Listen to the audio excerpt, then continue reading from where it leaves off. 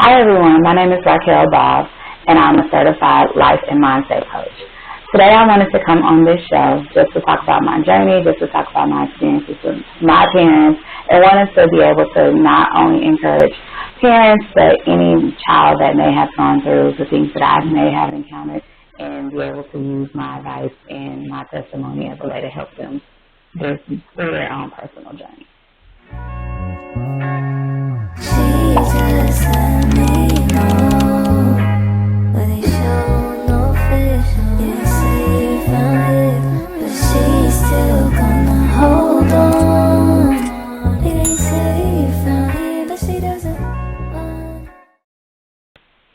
Hey sis, welcome home. This is the Ideal Woman Show, where we talk about self-growth, real life journeys, and everything in between, okay? Now, I am your host, Coach Bree, and around here, we don't chase perfection. Nah, we embrace the journey of becoming our best selves, okay? So once again, this is the Ideal Woman Show, a place of real talk, real growth. And if you are living up in life right now, or trying to figure things out, or just here for some good old conversation, you have come to the right place. All right? All right, so buckle up, sis, because it's about to get real, and welcome to the sisterhood. All right, so family, I am very honored, very honored, and excited to let y'all know who I have today as our guest speaker on the Ideal Woman Show. She is a mindset coach. She is the founder of Inner Gr8tness. And oh my gosh, if you have not heard about it, you are about to, okay? You will at some point in time in this episode. When she reached out to me, I literally was sitting in my parents' living room when I saw her message. And I opened up her DMs and I was like, I cannot wait to have her come on to this show. And so, without further ado, I want to give a huge, warm welcome, Miss Rocky. Hey y'all. Welcome to the Ideal Woman Show. Thank you for having me, girl. Yes, you are. I'm excited because you are so powerful and so inspiring. And I had to bring you onto the show. So, let's go ahead and hear a little bit about yourself, what do you do, and then we're going to jump right into a little icebreaker. Okay, so I am a certified mindset coach. I focus on just building women up and helping you find your purpose, your personal cheerleader, through sharing my testimony, personal anecdotes, and things that I've learned through faith, through actual teaching, and just coaching others to become their best selves, and honestly to be able for others to start validating themselves. And my whole motto is everything you need is already inside of you, because with social media and things, everybody looks for outside validation when the only validation we need to seek is inside from ourselves and from God. Okay, and what made you want it? Like, what birthed this? What birthed Inner Gr8tness? What birthed Inner Gr8tness is God and myself and just my own journey in terms of everything that I've went through thus far when things were getting cloudy, because I'm a former person that works in corporate as a tax accountant, and then I was trying to leave, but God kept speaking to me, and he was just like, do the things that I've been teaching you and show others. And so I always knew I had a gift for helping others, and I always knew I had a gift for just speaking and helping others. I just didn't know what that looked like. And so it was, once I moved to Dallas, and I spent a lot of time by myself and with God, and he just started revealing his plan for me. And so, this has been in the making since probably about 2016. Wow. Okay, so you've been in this for some years now. Yes, I actually didn't start, because at first I did have another brand called the Raquel J, but I felt like me having the Raquel in front of it was me idolizing me and not doing what God wanted me to do. It was more about self and making a statement and making a name. When I rebranded to Inner Gr8tness, it was more so after I've done the work, after I did the therapy, the prayers, the fasting, the teaching, the class, and really did the things inside of me that God told me to do, that it changed my whole name and changed my game to Inner Gr8tness, because God already made me great. I just have to tap into it or not. Yeah. Yeah, and that's a mental choice. That's a mental battle. I think everybody goes through, and at some point in life where you have to make that mental decision of, okay, I'm going to be what I know has been tugging at my spirit. Yes. Yes, ma'am. Oof, okay. Now that's a whole other conversation right there. That ain't even what we came here today for, okay? So as y'all can see by the title of today's episode, Miss Rocky came willingly wanting to share parts of her story about growing up, experiencing her parents' divorce, and how that impacted and affected her in certain areas of her life. And so I want to kind of start off this conversation with a quick little question here. When you think of strong child, what's the first thing that comes to mind? Being resilient. And when I think of strong child, meaning that you need no help. And kind of elaborate a little bit on that when you say don't need no help. Is that the true fact, or is that just how it comes off? It's not the true fact. It's definitely not the true fact. But I do feel like that's how it comes off, that, oh, you're able to figure out things, or, oh, you're a problem solver, or, oh, you don't need that much attention because you got it. Like, I have faith and trust that you're going to see it through. And so oftentimes that looks like personal neglect or abandonment, because it's like, dang, for me to be able to be a high achiever, that means I don't need anything.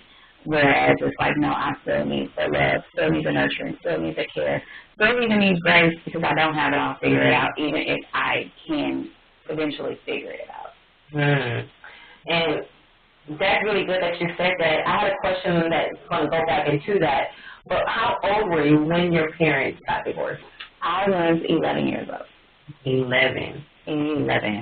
Wow. So you haven't even hit your teens yet. That's a big transition to go through at that age, and coming out as a strong child at the same time.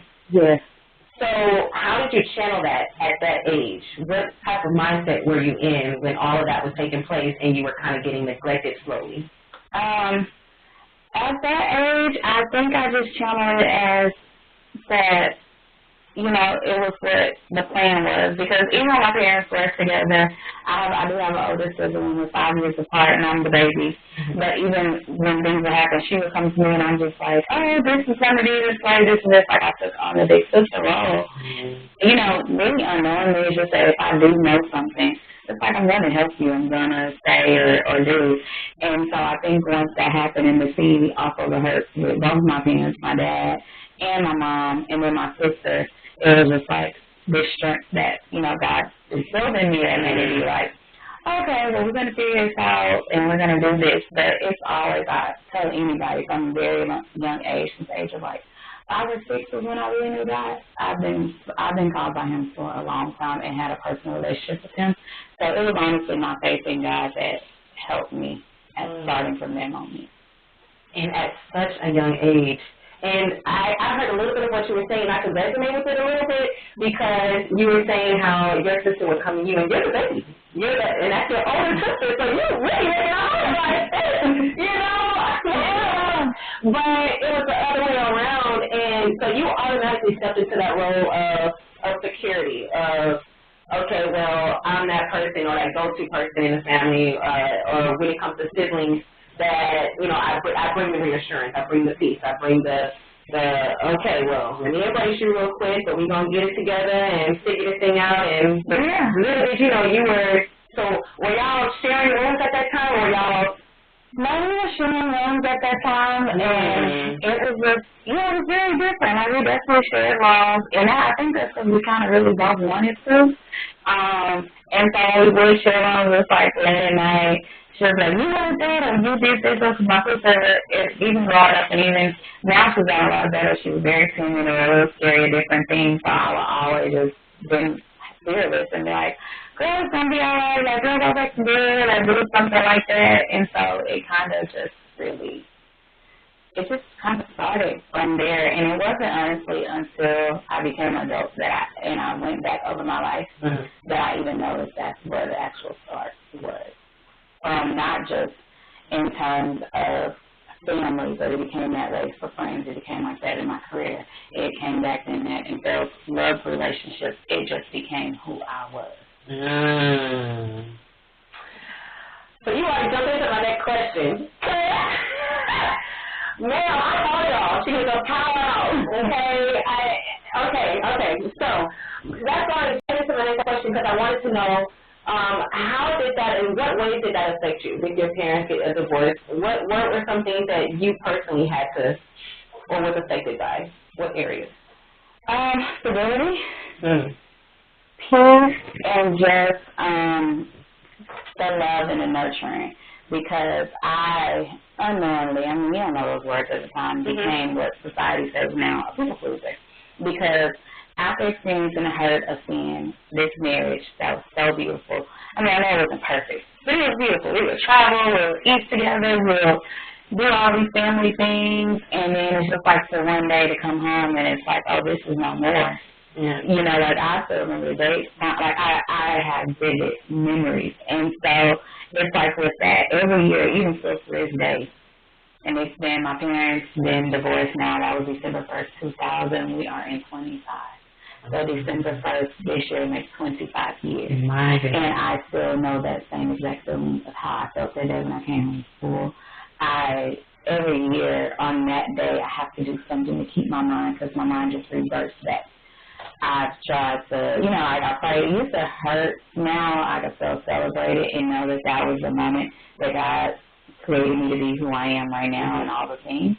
But, yeah, I would definitely say from becoming a people pleaser, it affected me because I never wanted to see people hurt the way that I hurt, because I don't feel like I fully processed it all at that time, because I was so worried about, oh, my dad is hurting, oh, my mom was hurting, oh, my sister is hurting. It's like, somebody got to, you know, try to step up and keep, and I don't know what even came over me at that young age to have that mind, but that's why I say it was only God, because I don't know if we all would have made it through had it not been. And that's a very powerful statement because, like you said, not everybody in the family, it's always got to be one or two people in the family that has the capacity to carry everybody through times like that, rough times where it's hard to kind of grasp the understanding of, okay, this is what it used to be, and this is where we're at now. This is the atmosphere in the household, and we got to find a way to keep living through this, past this, right? Wow. Okay. So, because this is about parenting help as well, and I want to bring eye-openers to both sides, the kids and the parents. So what were some signs or things that your parents might have missed? Those signs of maybe it was depression, loneliness, unsure, not stable in the emotions and mental state. What signs can you look back on now and say that you were dispensing that your parents weren't paying much attention to? Honestly, that's a very good question. I would say that they just tiredness of knowing my strength, because I didn't. It wasn't like I was crying. It wasn't like I was really sad. Because it became a happy moment. Because I grew up in a black household. Yeah. I went from not being able to spend a night in nobody's house. So now, the parents of the boys, it's like, oh, this parent said, can I come spend the night? Yeah, this person, can I come spend the night? I think it was my absence that they probably should have caught on to, because it was their way of trying, I guess, not to allow me to see their hurt, especially my mom, because my dad was in the military. So it was like, he was, he moved out, and then he went his own separate ways. It wasn't never like, oh, you're going to your dad's house for the weekend. Never experienced that. It was not one of those type of divorces. It wasn't no bad blood. It wasn't anything like that. It was just that my mom was hurting. I was living with her for the beginning of the time, and then it was like my dad, he was figuring out being called over to wars and different stuff, getting drafted, that type of stuff. So, yeah, I think eventually it became my absence, because I went from having structure to the military. Like, I was going to Germany, my daddy, very strong, different things, and we had a routine. So the broken routine, that's why I say stability, all of that was probably where they started to miss that. But I always had a ability to adapt. And that's probably why they never thought to take more attention. See, because you adapt so quickly, and usually, and we kind of hear on the whole strong child thing, because I'm that child in my family as well, and they're coming to me, you know, and like, hey, where the ancestor at? We need the ancestor, or okay, let me vent to you about this. Even my parents, you know, there'll be times they come to me, and I'm like, okay, well, okay, come on, and that's just something that you unconsciously did. So you didn't have a lot of time to really channel the emotional part for yourself. You didn't really have time to channel all of that to kind of. I didn't, and also during that time because my sister, like, she was affected by, like, having mental health issues and really became the first behind it because she was the firstborn, first grandchild. Like, so she really seen it through them all. So it was just like, dang. So, like, when you would talk to her, we'll definitely have a different story because her experience, so mine is being the baby, and here I was born in Germany. We lived in military towns for the majority of my young life. We moved a lot. So it was just me, my mom, my dad, and my sister. And then once we did settle into Houston, yes, I did have my grandparents, so rest their soul, there was everything to me. But, like, I didn't grow up with the cousins. I didn't grow up with the aunts and uncles. I knew them. The only people that when we moved around like that, my mom's baby sister, my aunt Vanessa, who's deceased, and my grandparents that are both deceased on my dad's side. They were the only ones that came to, like, visit and see. So those were, everybody else was outside. And my love for church, like, I was a church girl. So here I am in church.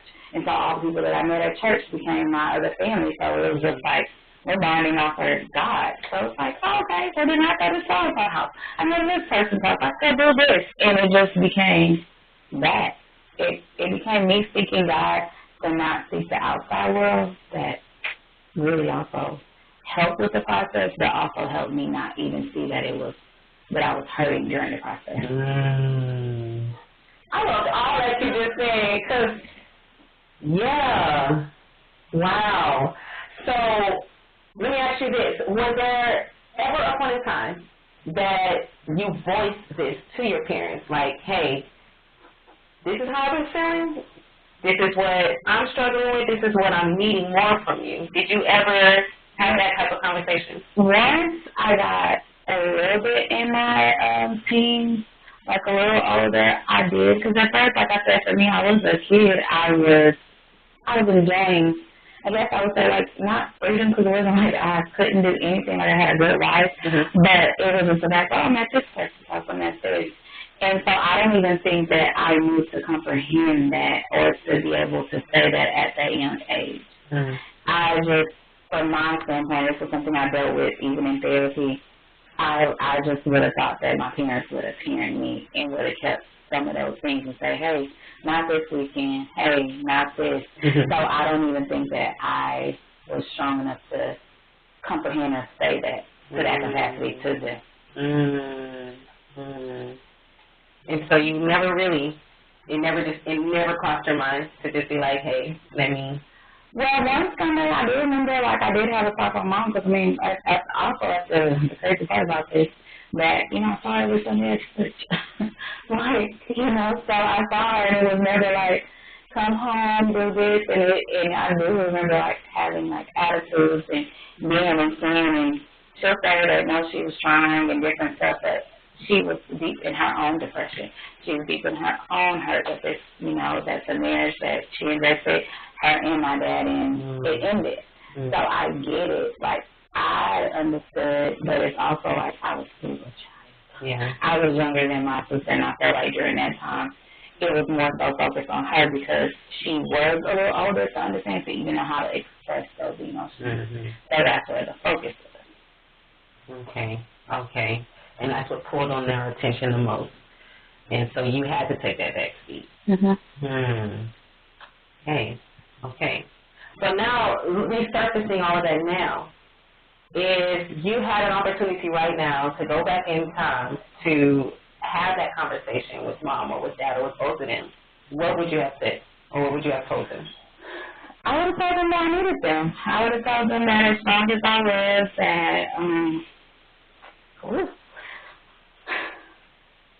that, you know, I wanted my family.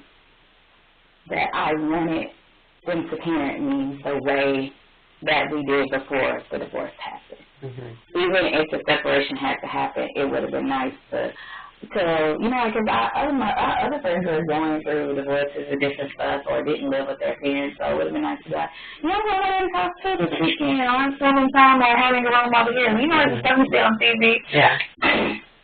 Although not real life, per se, but yeah. Would you say that you were trying to look for that family environment and others that you were able to go see during those times?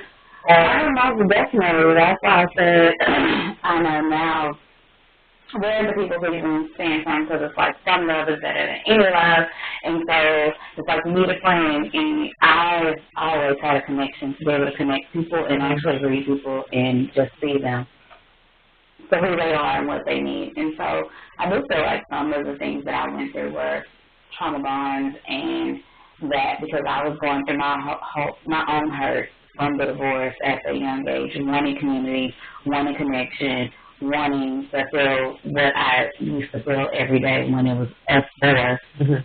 And that's how you attach yourself to these people. You got allow people to come in and also to help and to take care of me, to raise me, to do all of those things, but at the same time it was to the void that I now had from my parents' divorce.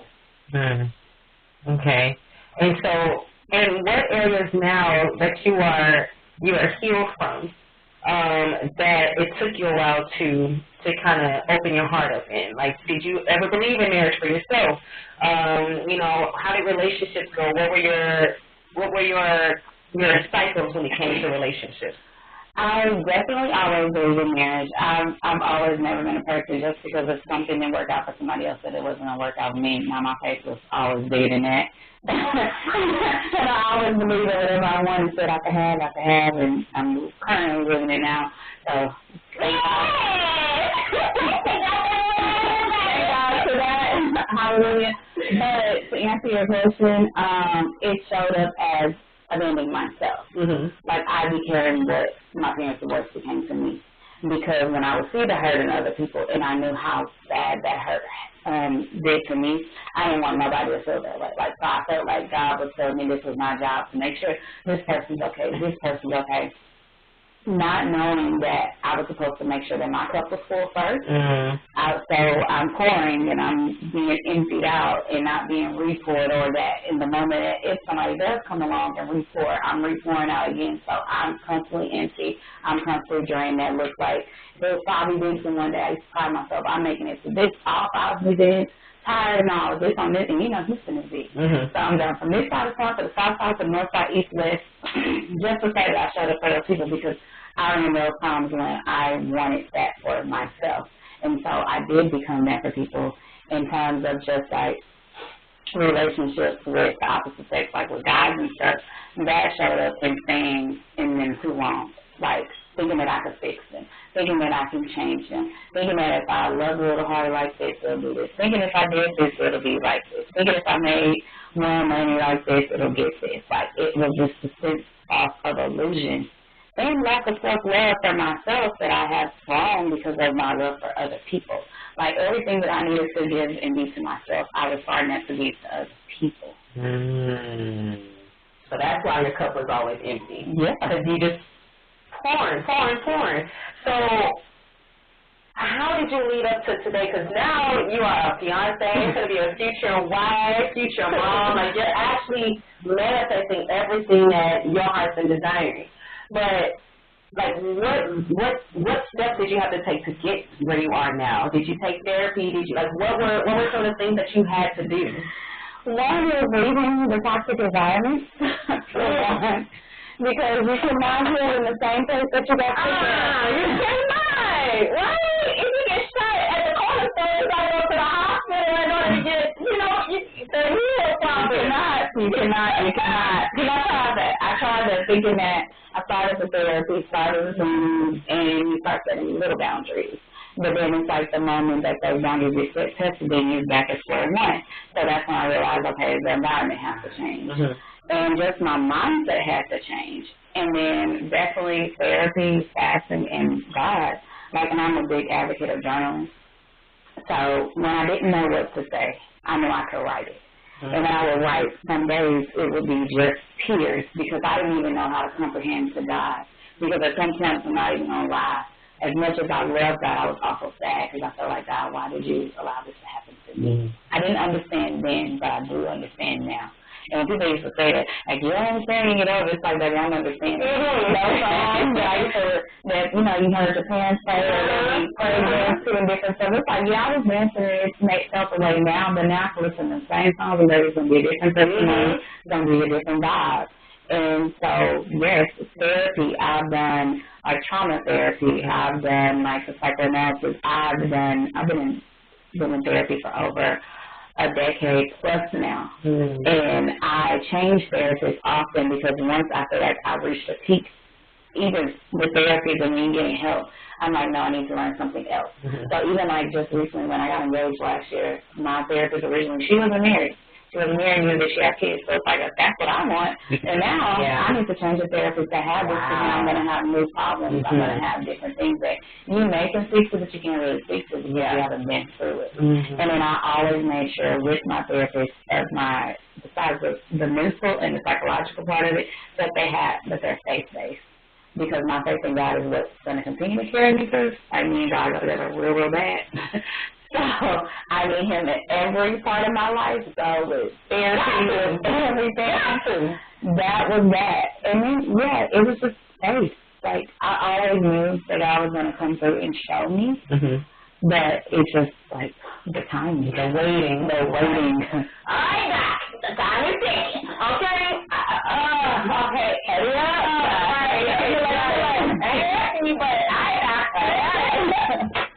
I love it. You just said a whole lot there that we need to literally dissect here because my brain is going. Okay, so one of the first things I wanted to touch on, because you said something about boundaries and having to change your environment to make sure that you yourself, because one thing that, and I'm speaking on myself on this one thing when it comes to boundaries, when you start setting boundaries for yourself to, I don't know, whatever it is that you're trying to get to in life, whether it's peace of mind or catering more to your needs or even just self-discovery, figuring out who you are, what do you like, what do you not like, what do you want in life, you know, how do you want your lifestyle to be, you know, what is it going to take, required of you to get there.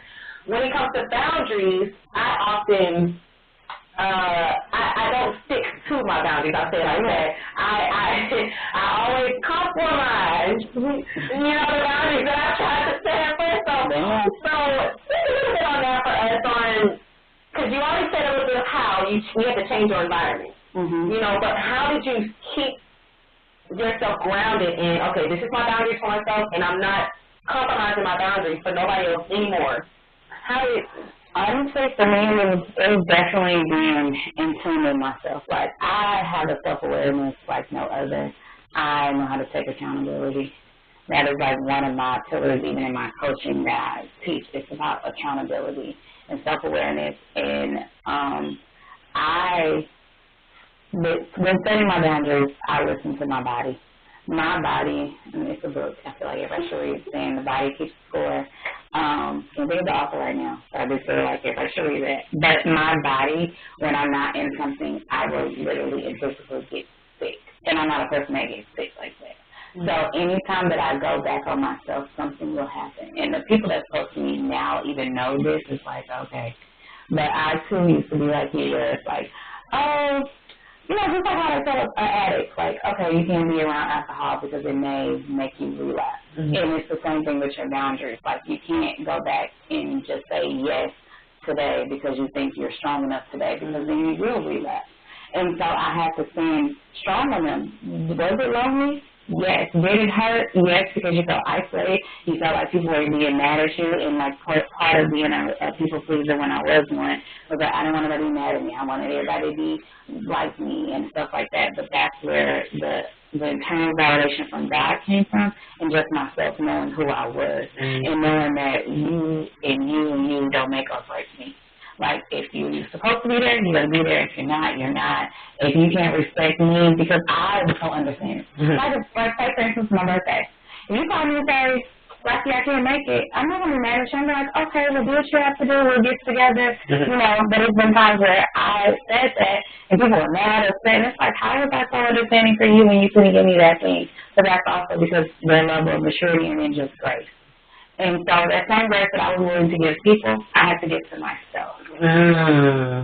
That's the word right there. Yeah. So you gotta give the grace to yourself, because I knew what I needed, and I was becoming drained. I couldn't perform. I wasn't doing my best stuff, which led me not to be happy, which does make you be depressed, which makes you be sad, and all those things that I'm like, why am I this way? And it's because you keep pouring into people, and you're not pouring into yourself. Like, that is not what God wanted. Like he said, charity starts at home. Charity does start at home. Home is within you. Whatever extra, you're supposed to be pouring from the overflow, not even from your cup. It's like, if I have this bottle of water really full, it's like I'm not pouring. I can't pour if it ain't all the way. I mean, whatever is left over, that's what I can share with the world. But that's the thing. We oftentimes just become these pouring names. It's like, I got a little, so you can have some. It's like, yes, it's nice in theory, but in the end, it actually is a detriment to you, and it hurts you. So you've always been self-aware, but for those who are watching and are going through the same similar situations right now, or have been and still haven't found their place, their healing spot yet, how were you able to identify those things? Was it all on your own, or like you said, you had to use that help that you were going to help you identify those things to make those changes? It's more so about, I feel like, timing and where you are. Another thing that I tell coaching clients, like, when you come, you got to be ready for change, because you got to be sick and tired of being sick and tired, literally. Yeah. Because there were some times where I was like, oh, I'm sick of this, but it's like, oh, I love the friendship, oh, I love this relationship, oh, I love this job, oh, I love this, but it's like, was it helping you? It's like, no. I had to get so clear on what I wanted my life to look like and feel, and then not do anything that didn't line up with it and get rid of it. And that is the first step. It is you being honest with you. It's like, when you're looking at me and it's like, okay, I want this, this, and this. Does this align with this, this, and this? Because if this doesn't, then that got to go. Then this has to go, or I need to set this, I need to set that. And does it happen overnight? No. Even now, this stuff still, I feel good with it. I feel better. I don't have boundaries figured out one-on-one, because it looks different each stage of life. Like, now I'm about to become a wife. My boundaries even have to be more different, because at first I had boundaries just for me. Now I have boundaries for me and my man. But eventually, when I add kids, I have boundaries for me, my man, and my kids. Like, it changes at every step in life, but the first one starts with you. It's about what you want. Because even for God to be able to send the man that I do have now, like, it was me saying what I wanted and what I wouldn't accept. It was me saying, okay, this it. If you don't do this, or if I don't get this, it's like, that ain't enough for me. But that's spending time with yourself. That's spending time with God. That's seeking and writing out and believing and praying, and like I said, fasting, and just talking to yourself. Like, you do have to have those talks in there, like, okay, what do I want? What does God want from me? Like, we can be reciting these scriptures, because I'm a big advocate of, scriptures and speaking. But it's like when Jeremiah 29:11 says, for I know the plans that I have for you, plans to prosper you, not to harm you, give you a hope in the future. Are you really believing that? But I mean, sometimes even what you may want for yourself may not be what God wants for you. So are you willing to let go of your plan for God's plan? And so it's a lot of surrendering. It's a lot of waving the white flag and saying, God, not my will, but your will be done. Like, we grew up hearing that, but it's like when you actually have to live that and see that and do that. Yeah. It's like, that's when you surrender to yourself, to what you want, and if you serve God the way that I serve God and you believe in Him, like, you're going to eventually have to surrender even your own plan to His. Now you got my mind going.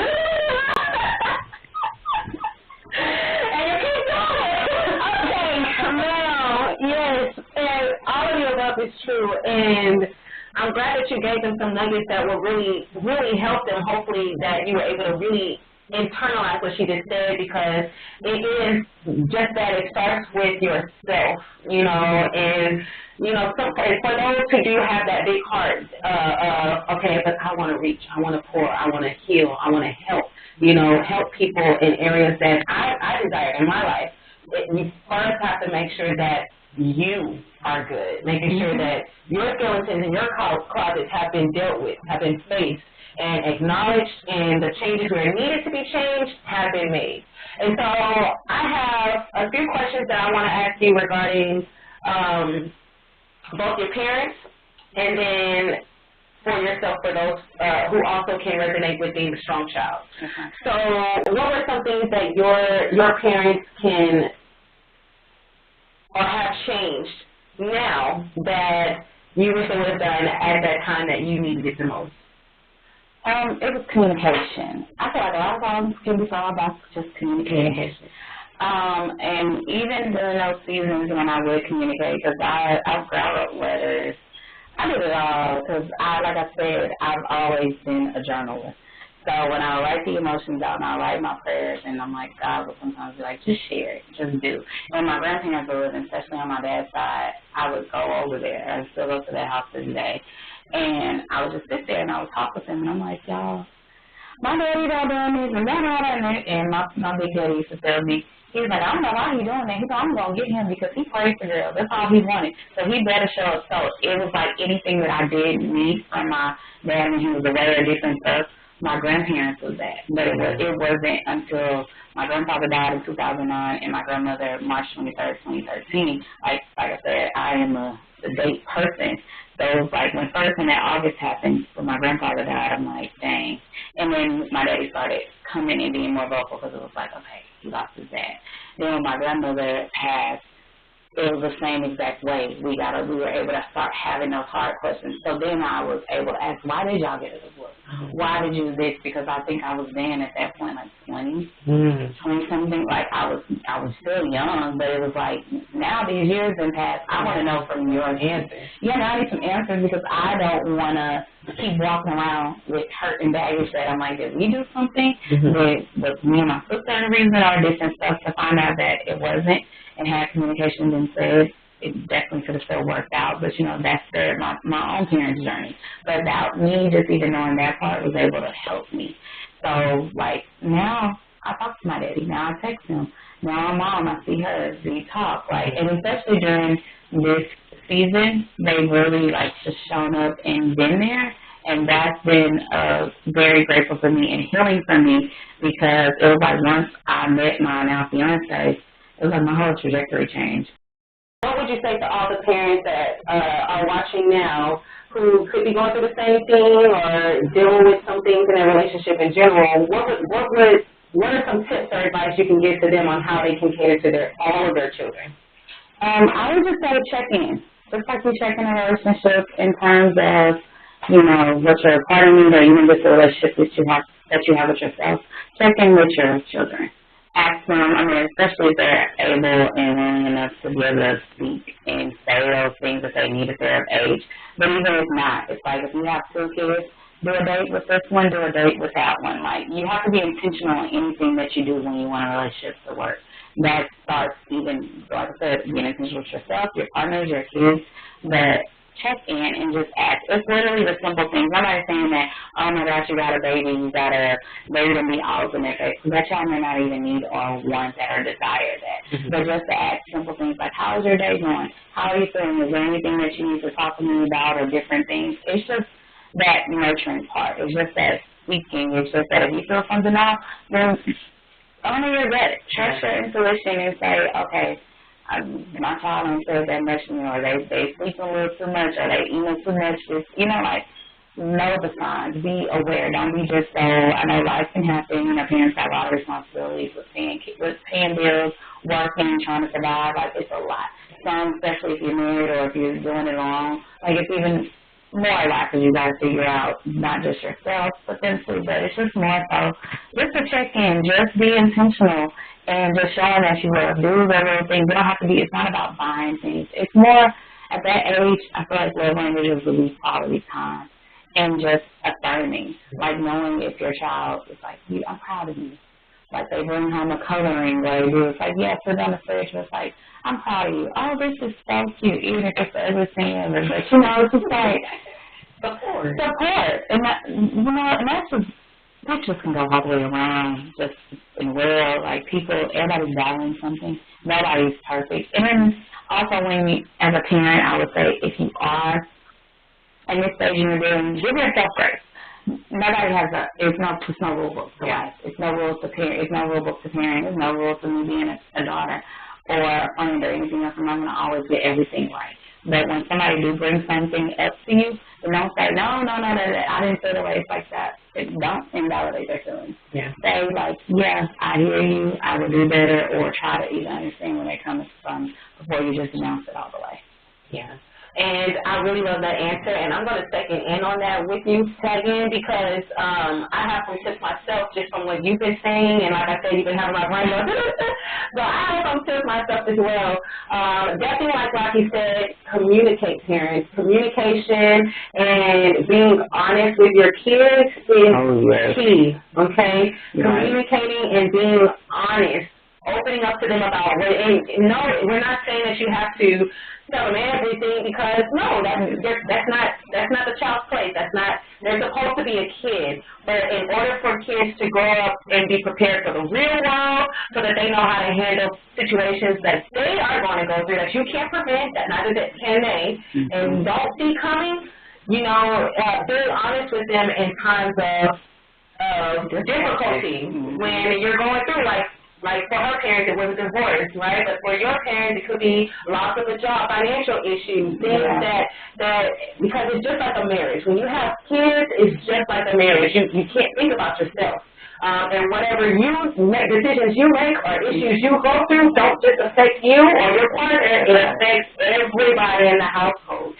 So you want to make sure that you're communicating, like Rocky said, being honest with your kids and supporting, knowing, but that only comes from a genuine place, knowing your kids, right? One child may need more attention than the other. One child may need more validation than the other, right? But that comes with learning your child. So like Rocky said, she made a good point when she stated to get to know your kids. Have some dates with them, separate dates, and then together, having family nights, and then create that safe place where they can open up to you on things they probably haven't desired to, but never thought of, like you did, or had too much going on that they couldn't take the time to say, okay, well, I need to be a little selfish right now and tell you how I'm feeling about this situation.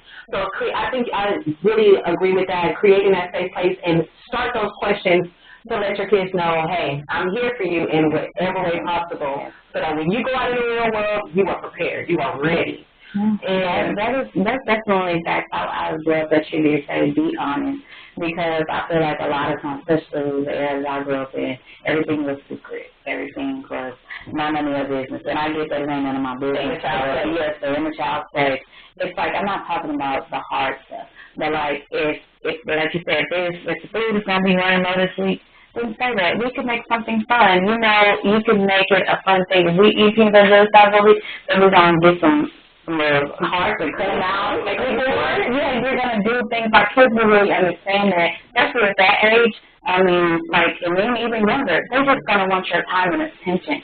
So kids would rather be doing anything with you than to be doing nothing with people that they don't know or see. Like if we had a family house, I'd rather, even for me looking back, would have been having no clue with my mom than to be with people that, I didn't know like that I got to know, but I would have rather still always been in the space with my parents.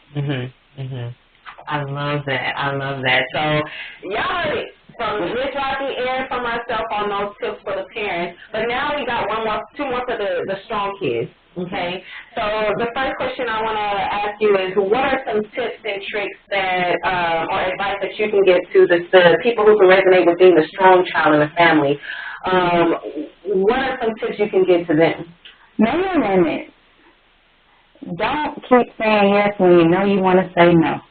And when it comes to saying no, know that no is a complete sentence. It is enough. You don't have to go on this long tangent of, I can't do this because this. No, baby, it's a no, and it's okay. There's no, and Just no. Like this Michelle said, no. Don't say yes. Because you got to know your own limits. And you have to, that's why I said that's more so about checking in with yourself. It's like, okay, what I have on my plate today, do I have the capacity? No, I'm at capacity. But also not feeling guilty when you do have to say no. Because I feel like the guilt is what eats us up. Because it's like, oh, I don't want to be mad at me. I don't want to be disappointed. But it's like, no, they don't have to give you grace like you give everybody else grace. And if they don't, they're going to have to learn. Because you matter too. And you have to know that you are enough. And that you don't have to always be a doer. Rest is productive. Saying no is productive. Just being is productive. Allowing people, especially if you're a giver like me, along with being a strong kid, like you learn to receive. Allowing people to ask you as being the stronger, sometimes you'll be like, well, shit, if I got to tell you how to do it, then I don't want you to do it because it feels like you're doing it. But it's like, no, teach people. Teach people how to treat you. Teach people how to give you what it is that you desire and give them that opportunity. Now, sometimes when you do that, it's going to take a little minute. You still may get frustrated. But it's just like, have grace, be patient, because if they're trying, then let them try. No matter ones that don't, I'll let them go. But, you know, you do have to stand firm on knowing your own limits and not to keep filling your plate and your cup up with things that you know you cannot handle right now. Because life happens for all of us at different times. Sometimes people are going to be up and your siblings or your friends or your spouse or whoever else may be down. And you will have to give more. You know, life is never a balance. Everybody be looking for a balance. Some months I can give 80 and my fiance may can give 20. Some months he can give 75 and I'm at a 25. Like, it's just knowing your person and then not keeping score. Please don't keep score, y'all. I don't care that it's not a good thing, and do not keep score, because then that will make you start resenting everything that you ever did, and you're questioning yourself. But the score, don't keep score, because whatever this person don't do, God's going to do and send it to somebody else. So do not be worried about, if I help Bree today, that means next week if I'm going through, she needs to be the one that can help me. No, but she still might be going through and not even have the capacity. So he might send people down the street to say, hey, you need this, you need that, and just know that's still God and that still helps. The same help that you give out don't have to come back from the same person that you gave it to. So those will be like my tips. I love it. Then she tried to go on and like she ain't back into us. Wow. And like, okay, so I love that. So I'm going to also tag in on that with you because it's just like you said, it's knowing your limits and really being nice to yourself and those limitations. You know, don't. What she has the capacity for, I may not have the capacity to deal with. That's why we all have our own story. We have our own things that we go through, and it's usually whatever you do go through or are going through is never about you anyway. It's always to open that door for healing or breakthrough for somebody else. You never know when your life's journey can be a guide for someone else's. And so I really like the fact that you said that. And then also making sure that you are intentional and safe with yourself. You got to create a safe place for yourself, okay? You can't expect that from anyone else, not a fiance, not a mom, not a dad, not a sibling, not a best friend. Nobody can do that for you. That's something you have to have for yourself, is understanding peace and knowing who you are and understanding what it is that you need. And so, yeah, I'm going to end it off with that because, yeah, it's a lot of good nuggets there. And then, of course, keeping God with you because you can't, everything that you have now, peace, your finances that are blessed, your job, the relationships that you're connected to right now, whether it's business or you know, friendships, relationships, marriage that you're getting into, you want to make sure that you're prepared. You want to make sure that you are open-hearted. You want to make sure that you are clean. You want to make sure that you're clean, not perfect, but that you're clean and that you're not going to damage what it is that you desire, you know, and that you want to manifest. So, Miss Rocky, this was a great conversation. I enjoyed everything today. If you had to leave the people with an encouragement, what would you leave them with? I would say stay true to you. When the lights go off, when there's nobody around, when the cameras are not flashing, when there's nobody in sight, when it's the days that you have your hard days and the tears didn't hit the pillow and the makeup is off and the cute clothes is off and the cars and the materialistic things that you have are no longer with you or no longer a focus. Who are you at your core? The same person that when you stand there just in bare and nude and nakedness and when God sees you, is that the same person you're putting out there to the world?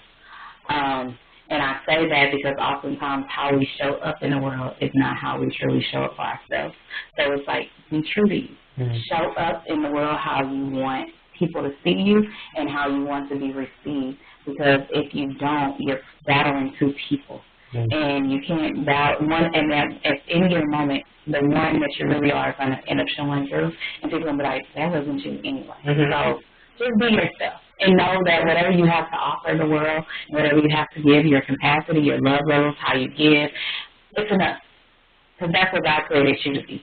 So we have to learn to be okay with what we have and who God said that we are. That's the only person that we should be living to please anyone. Yeah. Please God, please yourself. And then just also be kind. Everybody's fighting a battle that nobody knows about. Some people, somewhere else. I've been told that I never look like I'm going through nothing, and I can be going through hell. And I take that as a compliment, but also, like, okay, do I need to even be more transparent with the stuff? But because I know I am a transparent person, I just take it as that's just God's light and favor covering me. Yeah, I'm not walking around looking like what I'm going through. And then also, I would say, give grace. Just give grace. Because people, we're not perfect. We're not God. They talk about Him and all the things that He has to go through, and we're products of Him. So we're flawed even in being a product of God. But we should strive daily to live like Him, to walk like Him, to love like Him, to talk like Him, to be more like Him. Yeah. Because this is His world, and we're just living in it. We're all on borrowed time. We all got to go. When we go, can't none of this worldly, earthly stuff go with us. So if you can go and you can go to sleep every night with a clean heart and a peaceful heart, then do that. Choose peace and choose love over anything. And just remember to keep God first and trust His plan for your life, because what you may complain about today may be somebody's story tomorrow, or what somebody else may have. That wasn't what God wanted for you. Be content in where you are and what God gave you, and then use it to continue to glorify. I love it. I love it. I love it. Miss Rocky, thank you for coming on to the Ideal Woman Show today. Thank you for having me, girl. Look, I had fun. I had fun talking to you today, and I really, really got some nuggets for myself that I need to take back and think for myself and what it is that I'm currently going through now, because you gave me a lot of good gems that I need to look out in being a mom to my 2-year-old. So I thank you for that. Can you let us know how the people can connect and follow you? Yes, so I am on Facebook, Instagram, TikTok, and YouTube under Rocky's Corner as my personal page, and Inner Gr8tness as my business page, and that is INNERGR8NESS, and Rocky is spelled ROCKIEKORNER, so Rocky's Corner. Oh, I left out that S, but yeah, Rocky's Corner. Yes, ma'am, and I'll be sure to put that at the bottom of the screen down below, and you'll also see it in the description box as well with more information on how you can connect with her business. It is amazing, and everything that we talked about today, you will see parts of that in her. She has her own book. I mean, it's amazing, okay? So please go check it out. It's going to bless you greatly. And once again, thank you for coming to the show and sharing parts of your story. For my sisterhood, my family, my gang, who have made it all the way to this part of the video, thank you, thank you, thank you. Thank y'all. Thank y'all. for tuning in this long and for hearing her story. And so if this blessed you today, if you got a different perspective on life and got some tips and advice that you can now take back for yourself, and you know some friends that needed to hear some of this on today, please go ahead and share this video. Go ahead and subscribe down below, as well as to her YouTube channel, as you can see on the bottom of the screen. You can go ahead and subscribe as well. And then please make sure that you leave a review, a like, and a comment so that it can better the show. Let me know what you thought. Let's talk more about it on social media. You can follow me on Instagram at Ideal Woman Show, my Facebook page at Ideal Woman, and of course on TikTok as Coach Bree. Once again, this was the episode with Miss Rocky here, and stay tuned for the next episode. I'll see